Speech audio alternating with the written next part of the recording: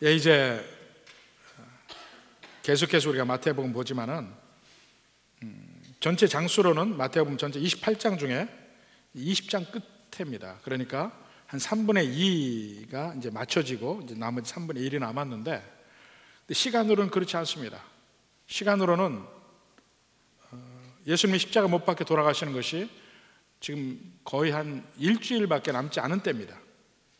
바로 21장에 가면 바로 예루살렘으로 올라가는 장면이 나옵니다. 이 복음서에서 보면 시간이 점점 그 전체 쓰는 양에 비해서 예수님의 33년 인생이라 하면 그 중에 앞에 30년은 거의 나와 있지 않습니다. 누가복음에 조금 앞에 몇 장 나와 있고 나와 있지 않죠. 마지막 3년에 집중해서 그 예수님의 사역을 보고 있는데, 그 중에서도 마지막 일주일을 가장 집중적으로 보고 있습니다. 그래서 양이 제일 많아요. 그러나 실제 시간으로는 우리가 지금 예수님 십자가 가시는데 일주일밖에 남지 않은 때입니다. 그러니까 예수님이 갈릴리 전기 사역 하시고 갈릴리 후기 사역도 이미 다 끝나는 때라 이겁니다.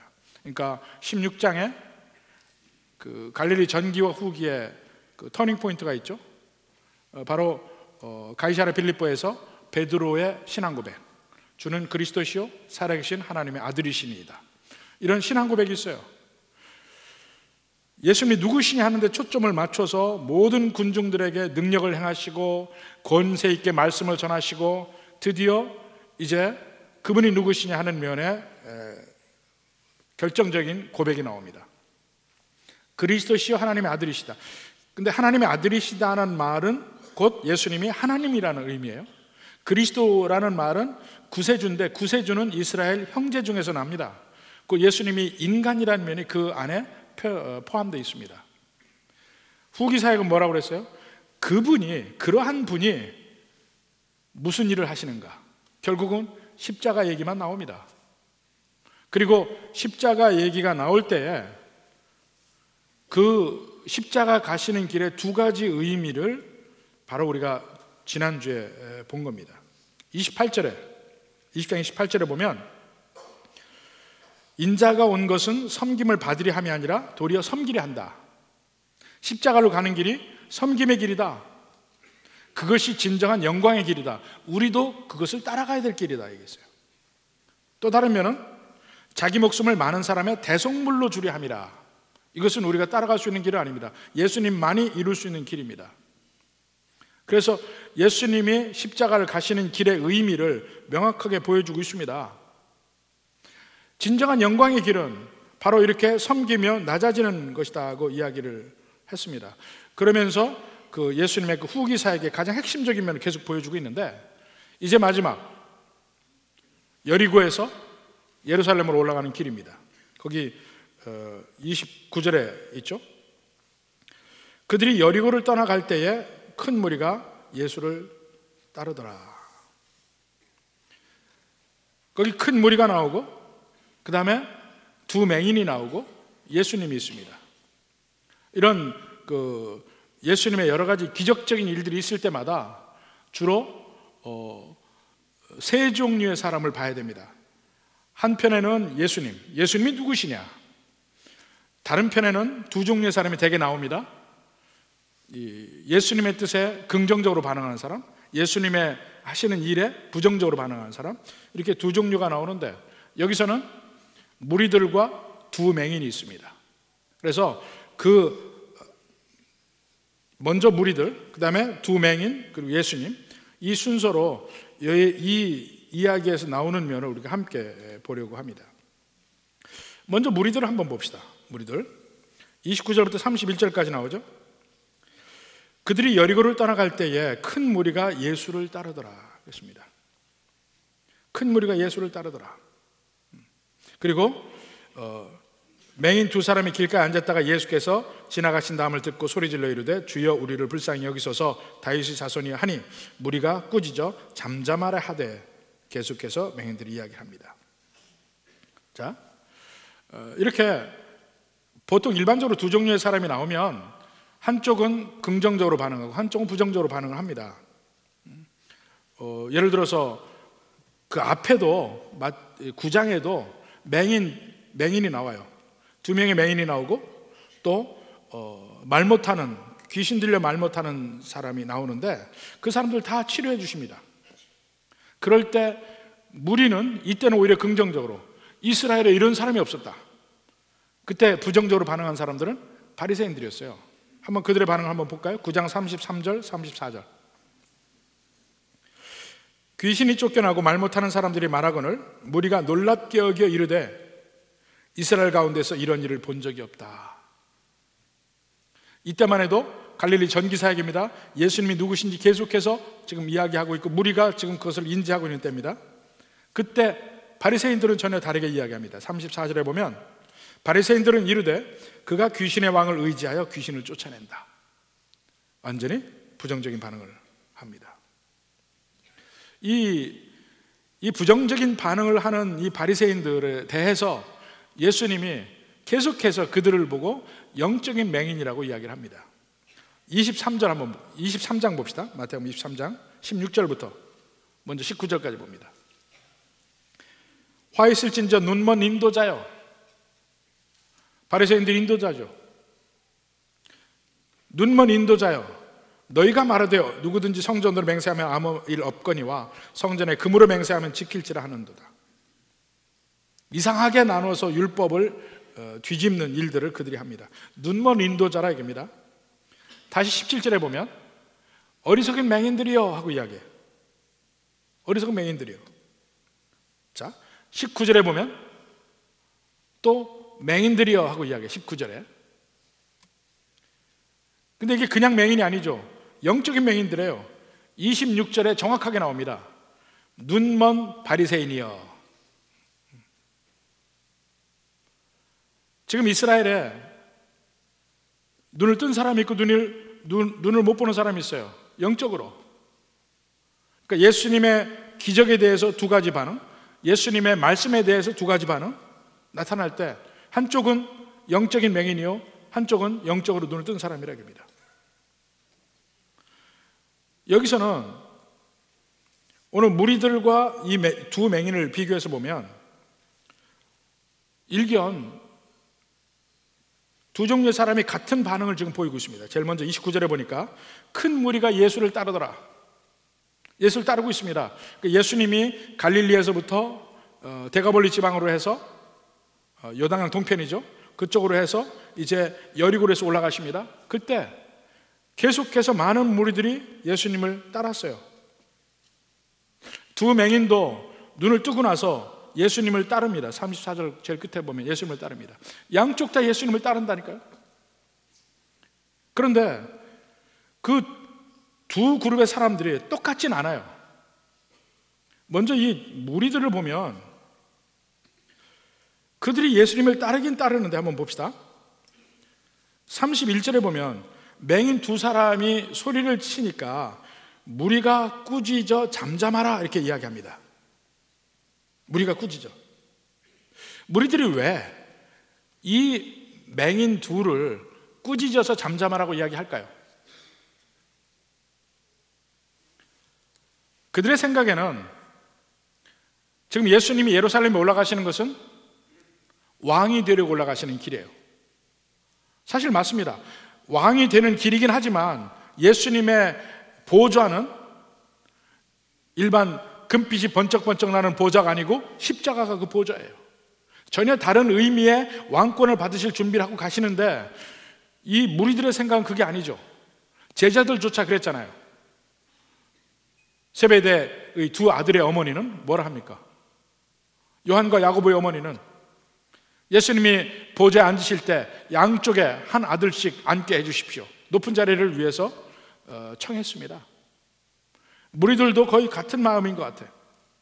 영광의 자리에 오르신 예수님을 바라보면서 그 예수님을 따라갑니다.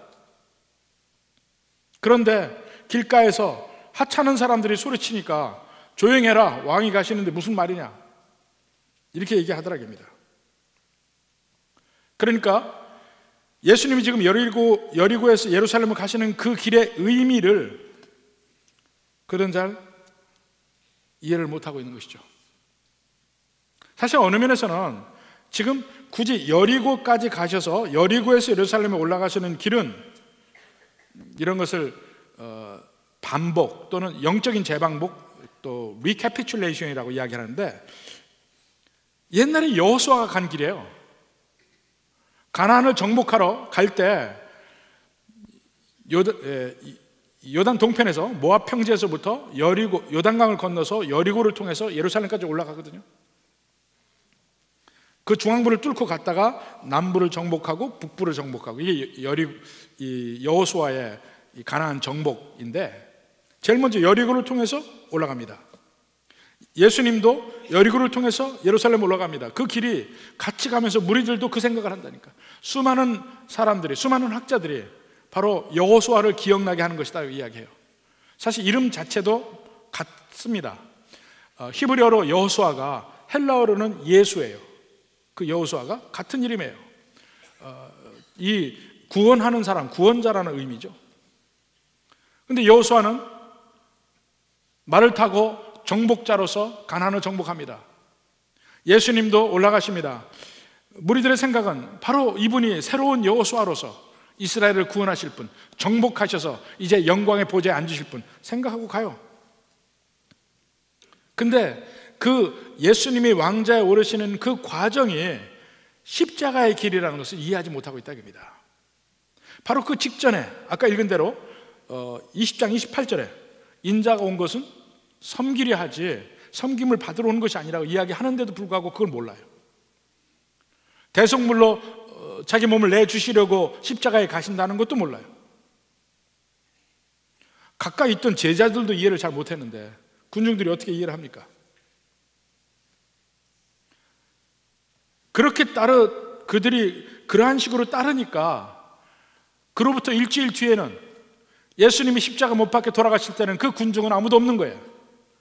오히려 예수님에 대해서 실패자라고 경멸하고 공격하고 그 십자가에서 내려와 보라고 이야기하고 조롱합니다.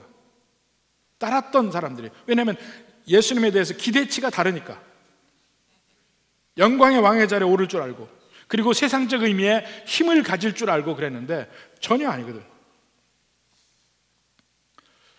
이런 면에 우리도 한번 생각해 볼 필요가 있습니다. 여러분은 예수님을 따를 때 왜 따릅니까? 예수님을 따르는 방법이 과연 여러분은 제대로 됐다고 생각하는지 한번 생각해 볼 필요가 있어요. 오늘날에는 민주주의의 잘못된 폐해, 좋은 점도 있지만 잘못된 폐해가 뭐냐면 다수는 무조건 옳다고 생각하는 거예요. 다수가 정이고 다수가 옳다. 과연 그러냐 이거예요. 요즘에 보면 재미있는 현상이 있습니다. 길거리마다 커다란 김밥들이 다 걸어다녀요.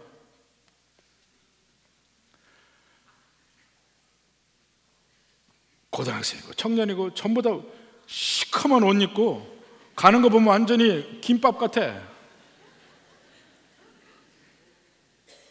똘똘 말고 다 김밥들이 서서 걸어다니는 것 같아. 다 똑같아요. 어느 날 갑자기 많아졌어요. 보니까 그게 유행이래. 몇 년 전만 해도 전부 빨간 카파만 입고 다니더니, 파카만 입고 다니더니 지금은 김밥이야. 조금 낫긴 해요. 기르니까 춥지는 않겠다, 얼지는 않겠다, 그 생각을 하게 하지만 또 하나는 과연 머리가 있나 없나. 다수이니까 따라다니는 그게 유별나게 한국이 심해요. 유별나게 유행이 너무 민감해. 여기도 김밥이 너무 민감한 것 같아. 그러니까 생각은 뭐냐면 다수로 가야 된다는 거야. 다수로 함께 따라가야 된다. 과연 그게 맞냐 이거예요.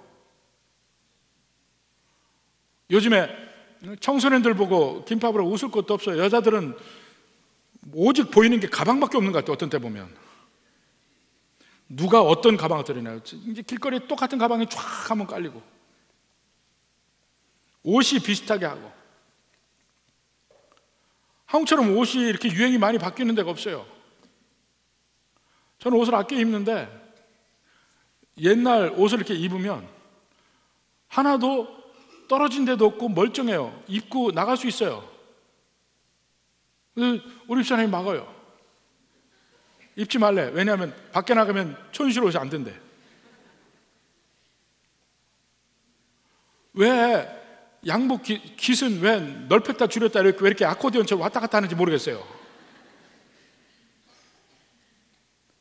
한동안은 옷의 단추가 세 단추였어요. 그때는 세 단추 입기 너무 싫어했습니다. 근데 귀엽고 입히는 거야. 입고서 몇 년 되니까 없어지더라고. 지금은 멀쩡하게 있는데도 입지를 못해요. 미국은 그런 게 없어요. 20년이 지나 입어도 그게 그거야. 한겨울에요, 반팔도 그냥 다닙니다. 밍크 코트하고 반팔이 공존해요. 아무도 서로 안 쳐다봐요. 이상하다고 보지도 않아. 근데 우리나라는 이상하게 봐. 왜 한겨울에 반팔 입을까? 쟤는 무슨 미친 애인가? 뭐 별소리 다 해. 똑같아야 되는 이유가 뭡니까? 근데 문제는 그러한 성향이 믿음에까지 온다는 거예요. 교회 안에까지. 계속해서 교회 안에 영적 공격이 들어오는 건 뭐냐면 세상적 가치를 계속 교회 안에 부어넣으려고 합니다.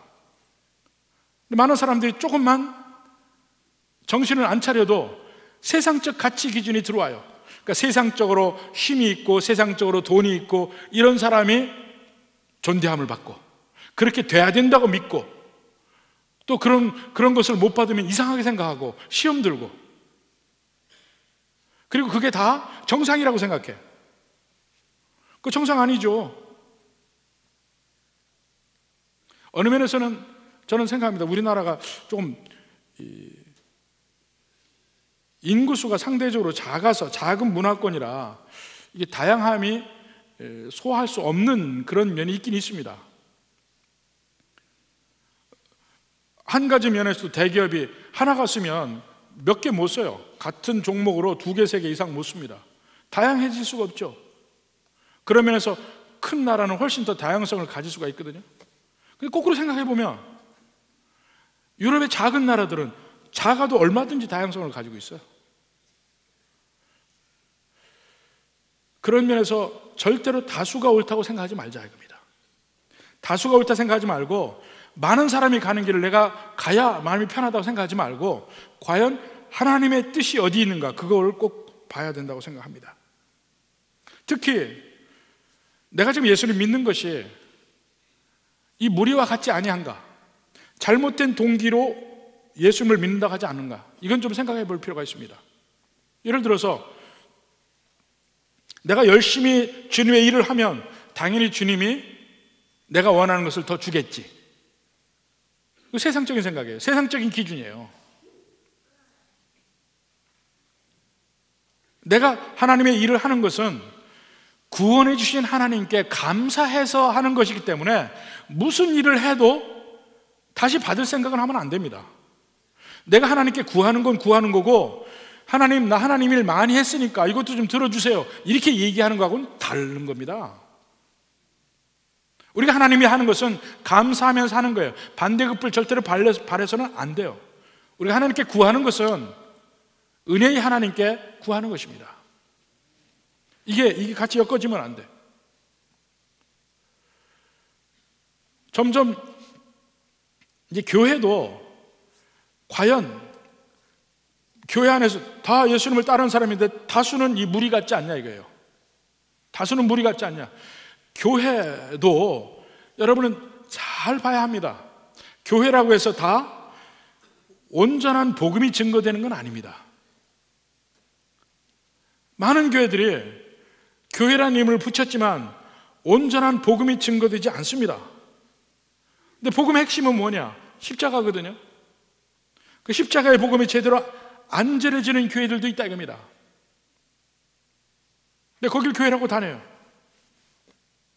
믿음이 클 수도 없고 믿음이 오히려 병들 수가 있죠. 잘못된 방향으로 믿음이 갈 수도 있습니다.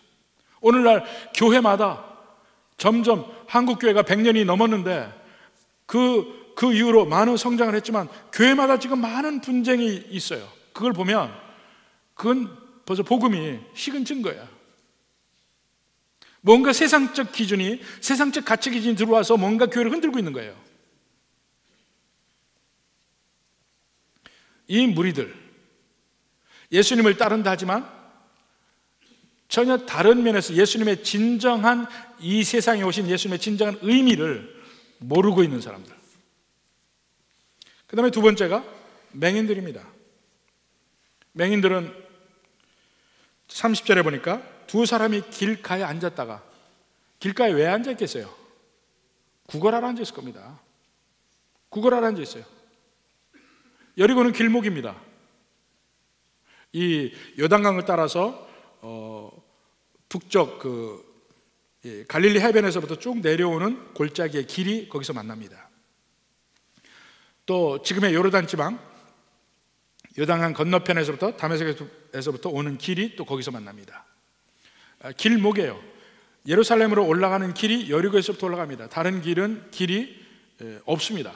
그 근처에 보면 전부 갑자기 급격하게 이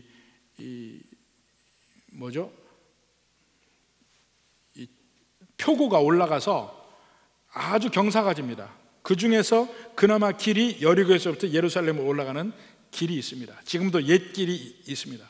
그 옛 길이 꼬불꼬불하게 올라가게 돼 있어요. 그러니까 한 길을 도르면은 사람이 안 보여요. 강도가 나타나기 쉬운 구조입니다. 그런 길. 그래도 여리고가 그런 중심이니까 거기에 소경이 있는 거예요. 앉아서 구걸하는 겁니다. 한국도 보면 거지들이 주로 어디 앉아 있어요? 지하철역 계단이나 버스 정류장이나 길목에 앉아 있어요. 사람들이 다니는 곳에. 그들도 여기 앉아 있는 거예요. 근데 거기 있다가 예수님의 지나가심을 들었다. 그들이 특별히 배운 건 아니지만 수없이 많은 사람이 지나가면서 듣는 것, 그 귀동냥하면서 들어서 예수님이 누군지를 아는 거예요. 그들이 소리질러 이르되 주여 우리를 불쌍히 여기소서 다윗의 자손이여 합니다. 무리가 잠잠하라고 꾸짖으면서 이야기하니까 또 얘기합니다. 주여 우리를 불쌍히 여기소서 다윗의 자손이여 하고 이야기합니다. 예수님을 보고 주여라고 이야기하고 다윗의 자손이여라고 이야기를 합니다. 우리가 상대편을 누구로 보냐에 따라서 호칭이 달라지는 경우가 많이 있어요. 저도 다니다 보면 저를 부르는 호칭이 여러 가지 있을 수 있습니다. 어떤 사람은 보면 선생님이라고 하고, 또 누구는 보면 사장님이라고 그래요. 누가 그러겠어요? 보통 장사하는 사람들이 그렇습니다. 또 누구는 보고 아저씨 그래요. 아저씨. 그건 나한테 좀 기분이 안 좋은 사람들이야. 아저씨. 시비 걸 때 얘기하는 게 아저씨야. 또 나를 목사라는 사람은 물론 목사님을 하겠지만은 이렇게 상대편을 보는 관점에 따라서 호칭이 달라집니다. 이 맹인들도 예수님을 보는 관점이 뭐냐는 건 그들이 예수님 부르는 호칭에서 알 수가 있습니다. 제일 먼저 다윗의 자손이요라고 얘기해요. 다윗의 자손이요. 먼저 그들이 다윗의 자손이라 하는 것은 지금 마태복음 전체에 계속해서 나오는 얘기예요. 출발점이 어디냐면 사무엘하 7장에 하나님이 다윗과 맺으시는 언약에서 나옵니다. 사무엘하 7장 11절 뒷부분부터 봅시다.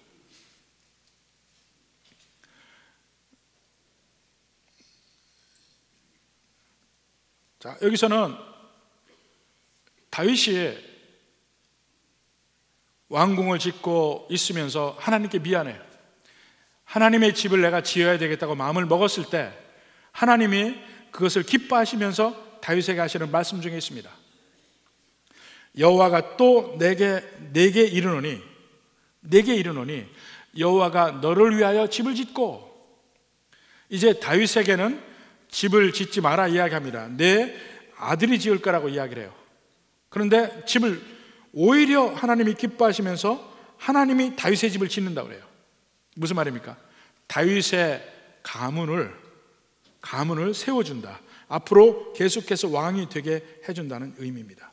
너를 위하여 집을 짓고, 그 다음에 12절에 내 수완이 차서 내 조상들과 함께 누울 때 내가 내 몸에서 날 내 씨를 내 뒤에 세워 그의 나라를 견고하게 하리라. 내 씨를 내 뒤에 세워 그의 나라를 견고하게 하리라. 그 다음에 13절에 그는 내 이름을 위하여 집을 건축할 것이요 나는 그의 나라 왕위를 영원히 견고하게 하리라. 이렇게 얘기해요. 그래서 이것이 1차적으로는 솔로몬에게서 이루어집니다. 바로 다윗의 아들인 솔로몬이 여호와의 집을 짓잖아요. 근데 그것은 일시적인 그 예언의 성취고 진정한 예언의 성취는 없습니다. 진정한 예언의 성취 아니에요.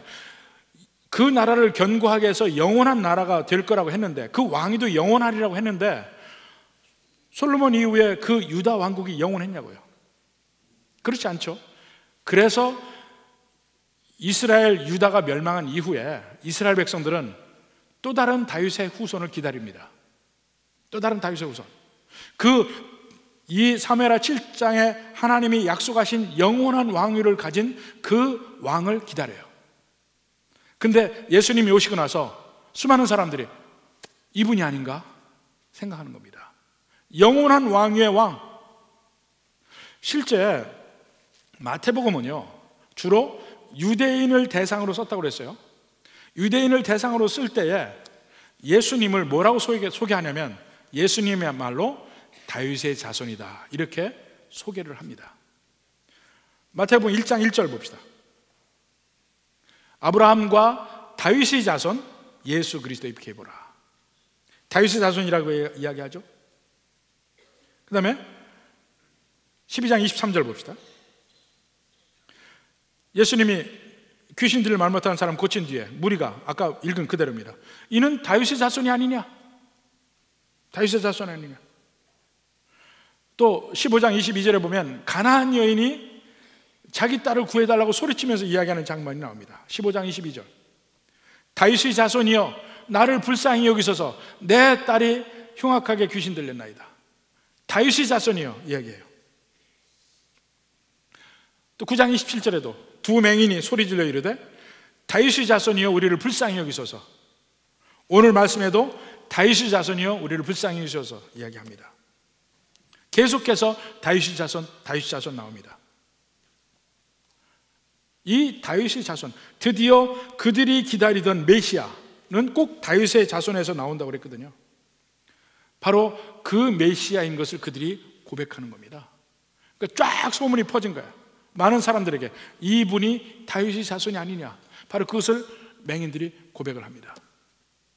영원한 또 다른 고백은, 그러니까 구원자라는 얘기죠. 또 다른 고백은 주여라고 얘기해요. 주여. 주여라는 말은 일상적으로 큐리오스라는 말인데 그냥 이 높인 말입니다. 영어로 sir하고 비슷한 말이죠. 주여라는 말이. 근데 복음서에서는 유독 그 주여라는 말을 독특하게 사용하고 있습니다. 그 뭐냐면 구약의 아도나이와 같은 의미. 이스라엘 백성들에게 아도나이 하면 물론 이 높은 사람에게 존칭으로 부르는 게 아도나이였는데 점점 그 말이 오직 여호와 하나님만을 부르는 존칭이 됩니다. 왜냐하면 구약 성경에 하나님의 이름이 나옵니다. 우리 성경에는 전부 여호와라고 나와요. 근데 그 여호와라고 나오는 그 말이 하나님의 이름인데 그 하나님의 이름을, 여호와 이름을 망령되이 일컫지 말라는 그 말씀 때문에 아예 그 이름을 부르질 않습니다. 그 이름이 나올 때마다 이스라엘 백성들은 아도나이라고 읽었어요. 아도나이라고. 그래서 여러분 영어 성경 보십시오. NIV 성경에 보면 우리말에는 분명히 여호와인데 NIV 성경에는 야훼 여호와라는 말이 안 나옵니다. 대문자로 로드라고 써 있어요. LORD라고 대문자로 나옵니다. 그냥 보통 사람들 높일 때는 소문자로 로드예요.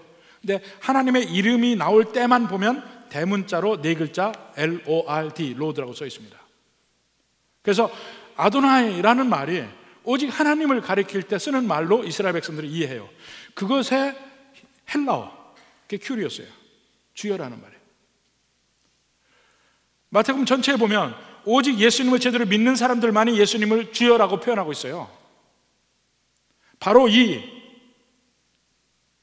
두 맹인들도 예수님을 주여라고 이야기합니다. 하나님이란 얘기예요. 하나님이란 얘기예요. 하나님이라고 그 고백할 수밖에 없는 것은 바로 당신이 오실 메시아이시고 하나님이시고 베드로의 신앙 고백과 똑같아요. 근데 거기에 더 붙은 게 뭐냐면, 바로 그분이 이 땅에 오신 이유는 우리 같은 사람을 고치러 오셨습니다. 이것까지 기대하고 주님을 부르는 거예요. 우리를 고치러 오신 분 아닙니까? 지금 무리들은 너희들은 감히 어떻게 왕 앞에 나오느냐, 지금 이건데, 이 맹인들은 그게 아닙니다. 전혀 다른 면. 아니요, 오시는 왕이신 예수님은 주님이시고 하나님이시고, 그리고 그 존귀하신 분인과 동시에 우리를 섬기러 오신 분입니다. 이거를 이해하고 있다니까. 우리 같은 사람의 병도 원하면 고칠 수 있는 분입니다 하고 고백하고 있는 거예요. 구약 성경에 하나님이 보내시는 메시아의 면이 계속해서 선지서에서 보면, 특히 이사야서에서 보면 소위 고난받는 종이라는 의미로 나옵니다. 이 땅에 메시아로 오셔서 하시는 일이 뭐냐? 자기 백성을 대신해서 고난받으시고 고통받으시고 채찍에 맞으시고, 그래서 그 백성들이 고통에서 벗어나고 병에서 나음을 입고, 이 면이 이사야에서 나오잖아요. 예수님도 제일 먼저 사역을 시작하실 때 제일 먼저 읽으신 성경이 이사야에서 바로 그 대목이에요. 희년의 선포. 이것을 무리들은 모르는 겁니다. 그저 존귀하신 분으로만 알지, 세상적 의미의 권력을 가지신 분이라고만 알지, 그분이 우리처럼 우리 자리에, 낮은 자리에 오셔서 우리의 병을 고치시고 우리의 연약함을 아시고, 심지어는 맹인 같은 그 사람들, 거린 같은 그 사람들까지도 챙기시는 분이라는 것을 우리는 몰라. 맹인들은 이해하고 있어요. 그래서 붙드는 겁니다.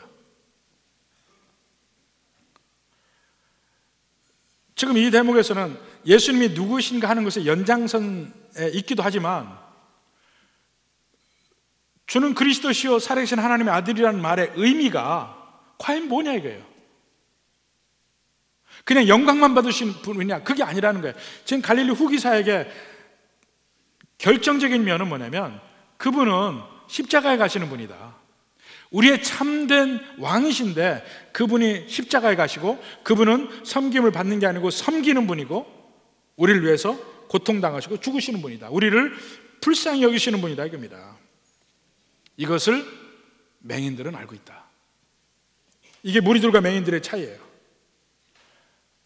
예수님, 그 큰 무리라고 그랬죠. 큰 무리가 예수님을 따르는데도 불구하고 얼마나 웅성웅성하겠어요. 그 가운데서 그 맹인들의 소리를 듣습니다. 32절 보십시오. 예수께서 머물러 서서, 자, 이제 예수님을 봅시다. 세 번째로, 머물러 서서, 그 큰 무리가 갈 때 사실 여러 잡소리 나는 거 어떻게 신경을 쓰겠습니까? 근데 그 중에 사람들은 듣기를 원치 않고 잠잠하기를 원하는 그 맹인들의 소리를 예수님이 듣고 머물러 서서 그들을 불러서 이르되, 가장 그 중에서는 예수님의 도움이 제일 많이 필요한 사람이죠. 그들을 불러 이르되, 너희에게 무엇을 하여 주기를 원하느냐? 바로 이야기입니다. 주여, 우리는 눈뜨기를 원하나이다. 예수께서 불쌍히 여기사 그들의 눈을 만지시니 곧 보게 되어 그들이 예수를 따르니라. 드디어 예수님이 그들의 필요를 채우시고 눈을 뜨게 하십니다. 그들의 원대로 해줬어요. 그리고 그것도 지체한 것도 아니고 거기 곧이라는 말입니다. 곧 보게 되어 그들이 예수를 따르니라. 뭐 하나님께 기도한 게 아니에요. 하나님, 이들의 눈을 뜨게 해주십시오. 뭐 간구한 것도 아닙니다. 그냥 났습니다. 하나님으로 하실 수 있는 일을 행했습니다. 근데 거기서 좀 더 보면 예수님이 십자가에 가시는 길을 좀 더 이해할 수 있는 면이 나옵니다.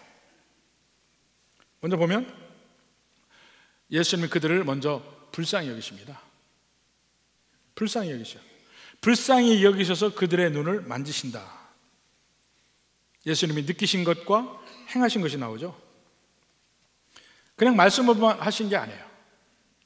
근데 이런 면을 한번 그 맹인들에게 어떤 의미였는지를 그 맹인의 입장에서 좀 생각해 볼 필요가 있습니다. 한번 맹인의 입장에서 생각을 해 보십시오. 맹인이 어떤 입장이었을까? 저희 외삼촌 중에 한 분이 눈이 안 보였어요. 어려서 썰매를 타다가 썰매 꼬챙이에 눈이 찔려서 눈을 못 보게 됐습니다.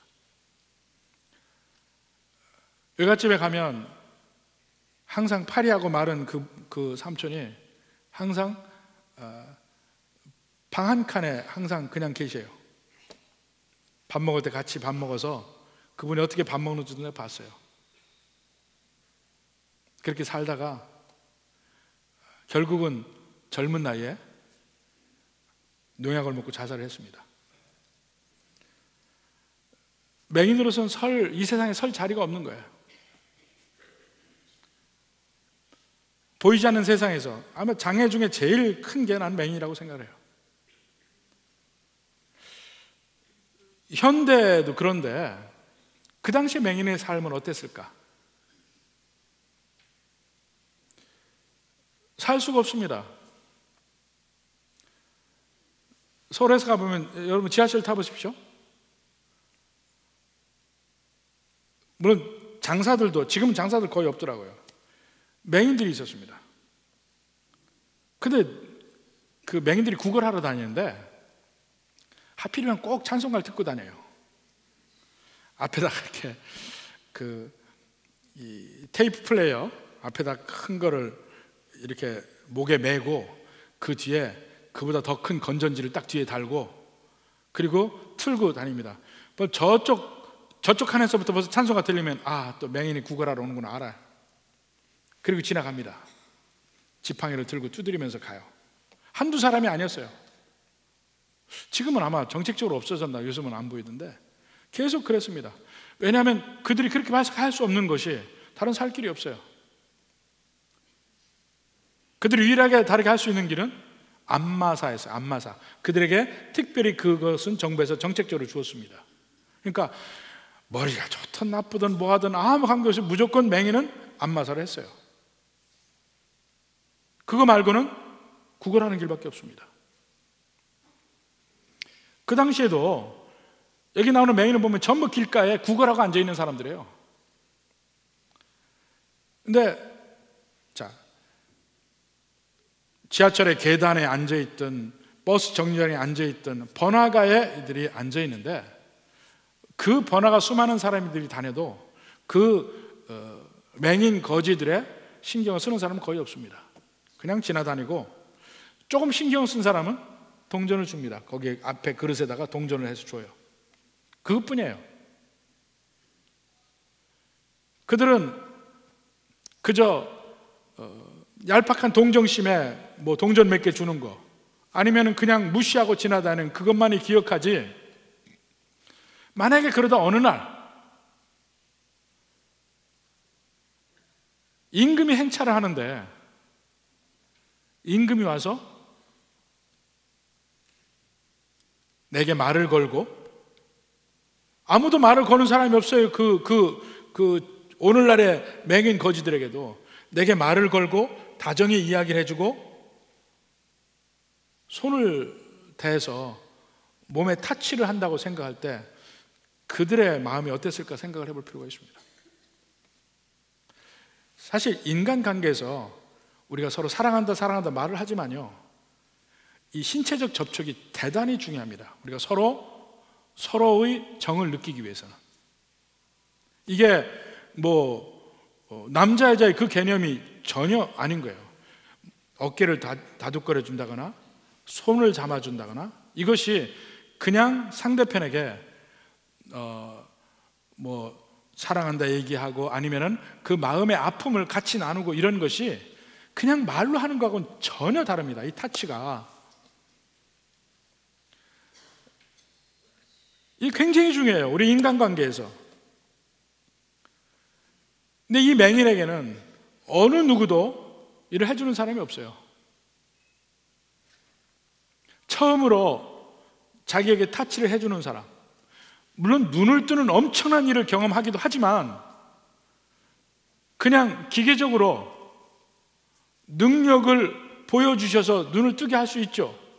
근데 그것이 사랑에서 나왔다는 것을 너무나 느끼게 하는 것이 불쌍히 여기고 몸에 손을 대는 겁니다. 이것이 예수님이 섬기는 방법이에요. 우리가 십자가라고 이야기할 때 아주 크게 생각합니다. 주님을 위해서 내가 엄청난 일을 한다고 하는데 그게 아닙니다. 예수님이 하시는 일이 뭐냐? 예수님이 섬기는 일의 핵심은 뭐냐? 불쌍히 여기고 잡아준 거예요. 불쌍히 여기고 잡아주고 그들의 필요를 어찌하든지 채워주기를 원하는 것, 그게 십자가예요.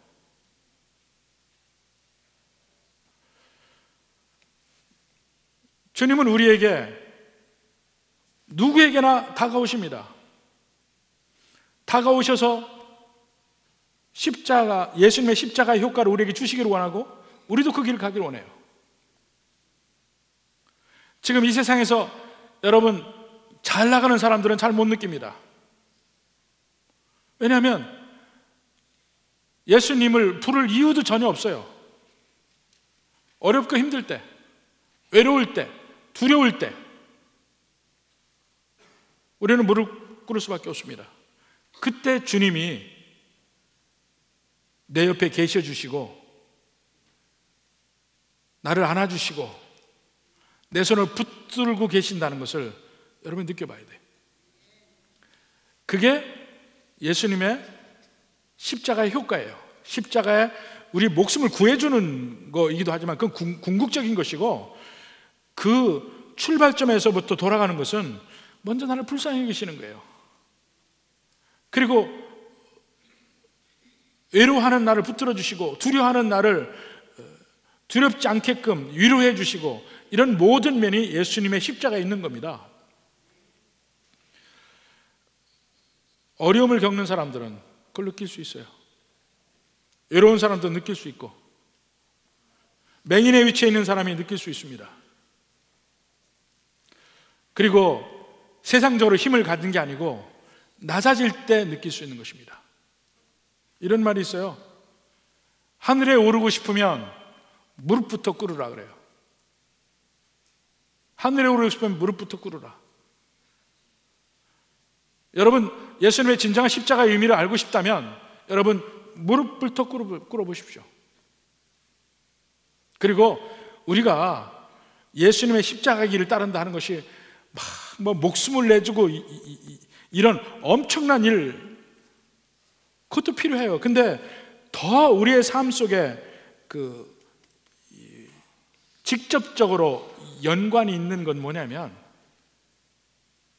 그야말로 내 주변에 연약한 사람을 알아보고 내 눈으로 알아보고 그 사람 옆에 있어주고 손을 잡아주고 같이 느껴주는 겁니다. 문제가 해결되면 더 좋고, 그러나 그것을 함께 우리 주님께 기도해주고 같이 나눠주고,